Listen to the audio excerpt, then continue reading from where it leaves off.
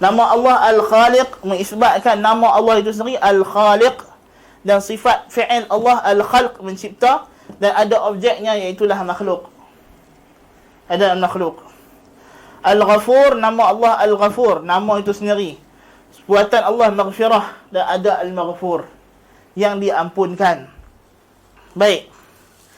Itu adalah kalau dia bersifat dengan muta'addi. Kalau dia lazim, Al-Hayah mengisbatkan nama Al-Hayy dan juga Al-Hayah. Seperti nama Allah Al-Awwal wal-Akhir. Al-Awwal mengisbatkan bagi Allah nama Al-Awwal dan sifat Allah Awwaliyah yang tidak ada permulaan. Dan nama Allah Al-Akhir mengisbatkan Al-Akhiriyah yang tidak ada penghujung kehidupannya, sentiasa kekal abadi. Baik.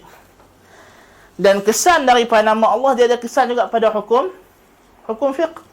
Sebab tu Allah Subhanahu wa taala selalu menutup ayat-ayat tertentu dengan nama-nama tertentu supaya sesuai dengan hukum yang Allah Taala nak sebut.